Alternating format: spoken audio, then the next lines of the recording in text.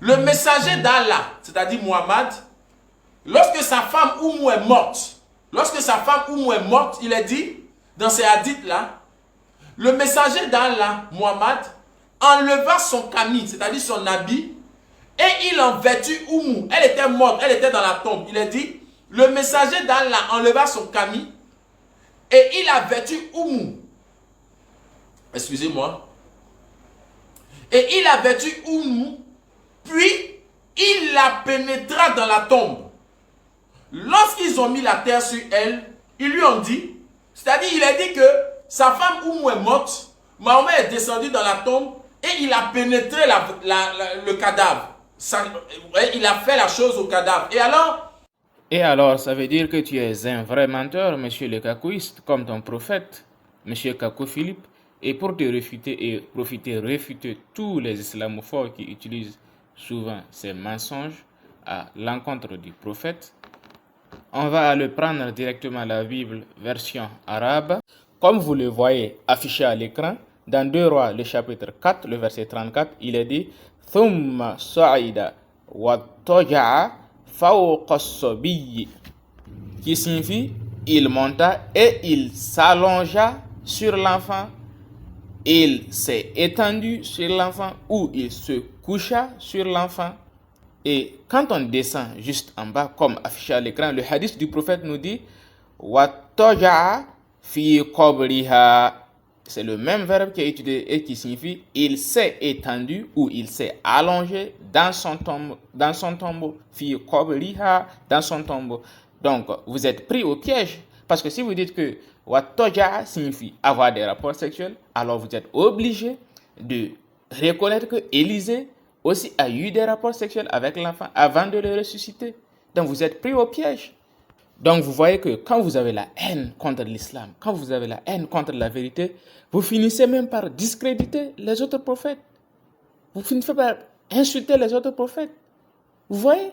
Ensuite, on va aller un peu plus loin. On va prendre cette fois-ci le texte hébraïque de 2 Rois, chapitre 4, le verset 34, et le texte de Lévitique, chapitre 18, le verset 22.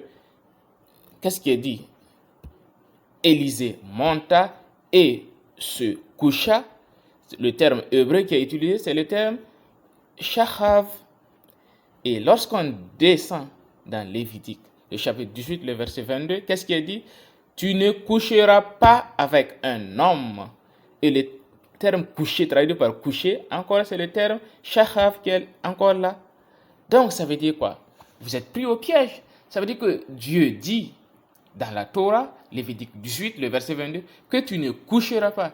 Tu ne coucheras pas, et le terme qui est utilisé, c'est shachav, avec un homme. Alors que dans 2 Rois, le chapitre 4, le verset 34, il a dit que Élisée se coucha. Et c'est le même terme qui est utilisé, shachav, sur l'enfant. Élisée a fait cela sur l'enfant. Donc, vous êtes encore pris au piège. Vous êtes pris au piège par vos propres textes. Et si on est malhonnête, on va dire que voilà, Élisée a commis l'homosexualité avec l'enfant, Élisée a couché avec un cadavre. Si on est malhonnête comme vous, islamophobe, si on est malhonnête comme vous, on peut interpréter comme ça pour accuser les prophètes de n'importe quoi. Allons-y, même au fond même du hadith maintenant. Le hadith, il est rapporté par Ibn Abbas qui dit que lorsque Fatima, la mère de Ali, est morte, et toi, par ignorance, par incompétence et par malhonnêteté, tu dis que c'est la femme du prophète qui est morte. C'est un mensonge. Il s'agit de la mère de Ali, c'est-à-dire le cousin du prophète. Ça montre déjà de quel esprit tu es animé. Tu es animé par l'esprit mauvais. Le messager d'Allah, c'est-à-dire Muhammad, lorsque sa femme Oumou est morte,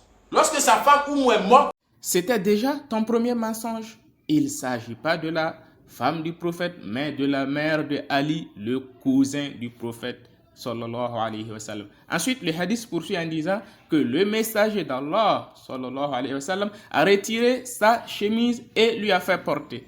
Le terme chemise ici, c'est qamis, qui signifie un survêtement, et lui a fait porter. le prophète ne l'a pas déshabillé.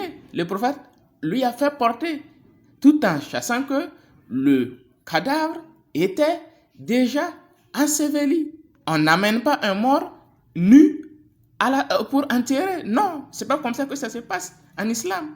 À moins que chez vous, chez les kakouistes ou chez les islamophobes, vous enterrez vos morts sans les couvrir d'abord. Et il y avait la première couverture et le prophète, à la tombe, le prophète a enlevé encore son survêtement pour la recouvrir davantage. Donc, pour quelqu'un qui a un esprit honnête, un esprit normal, il est clair qu'il ne s'agit pas de rapport sexuel. Parce qu'on ne parle pas de faire l'ensevelissement. On parle d'habillement et non de déshabillement. Donc, le débat même peut être déjà s'arrêter là. Ensuite, le hadith continue en disant, le prophète, après l'avoir recouverte de sa chemise, le prophète s'est allongé, s'est étendu dans son tombeau. Et toi, par malhonnêteté, tu dis que le prophète l'a pénétré dans son tombeau. Non, c'est pas ce que dit le hadith. Le hadith dit clairement, Watoja fi qabriha, le prophète s'est allongé dans son tombeau. Pourquoi tu es si malhonnête à ce point, monsieur le kakouiste? Pourquoi vous êtes si malhonnête à ce point, monsieur les islamophobes? Et le hadith continue en disant que quand il l'a recouvert de terre pour l'ensevelir, certains dirent, ô messager d'Allah, nous t'avons vu faire quelque chose que tu ne fais pas d'habitude pour quelqu'un d'autre. Voilà, les islamophobes vont dire quoi? Voilà, le prophète l'a pénétré. C'est pourquoi les compagnons même étaient étonnés. Ils étaient choqués. Non, c'est faux. Le hadith même prouve qu'il n'y a pas d'étonnement. Et le hadith prouve encore que c'est un fait glorieux que le prophète a fait, que c'est un fait louable, que c'est un fait qui n'est réservé qu'aux personnes qui ont une grande estime aux yeux du prophète. C'est pourquoi il pose la question en disant, nous t'avons vu faire quelque chose que tu ne fais pas d'habitude pour quelqu'un d'autre. Ça veut dire que la personne qui a eu cette chose est une grande personne aux yeux du prophète. Et le prophète répondit en disant, je l'ai couverte de ma chemise, pas je l'ai découverte, non, je l'ai couverte de ma chemise afin qu'elle soit vêtue d'un vêtement du paradis. Et je me suis allongé, je me suis étendu avec elle dans la tombe afin de lui alléger le resserrement de la tombe. Car elle était la créature d'Allah la plus aimée de moi auprès de Abu Talib. Et Abu Talib, c'est qui? C'était l'oncle paternel du prophète, le petit papa du prophète. Et comme c'était quelqu'un de bon, et c'était sa femme qui est morte, le prophète fait cela pour sa femme, c'est-à-dire la femme de son petit papa. Dieu lui accorde la faveur d'agir ainsi à l'égard de la femme de Abu Talib afin qu'elle bénéficie d'un allègement dans sa tombe.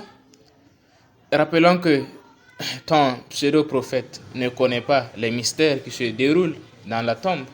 Seul le consolateur, le prophète Mohammed, nous en a fait connaissance, nous a donné la connaissance. Il nous a parlé de ces choses, il nous a informé de ces choses. Conformément à ce que le Christ dit, il vous annoncera toutes choses. Je crois que c'est mieux que je m'arrête là parce que ça commence à être long. Donc, et on va juste terminer par des petites corrections. Citant la référence, tu as dit Kenzul Oumel. Non, c'est pas Kenzul Oumel.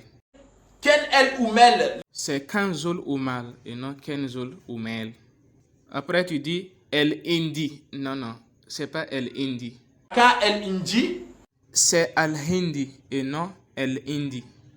Ensuite, tu dis El Li Mutaka. Non. C'est pas El Li Mutaka, mon ami. El Li El Mutaka. Non, c'est Alauddin Al-Muttaqi. Répète s'il te plaît. Li El Mutaka. Alauddin al-Muttaqi. Li El Mutaka. Alauddin al-Muttaqi. Li El Mutaka.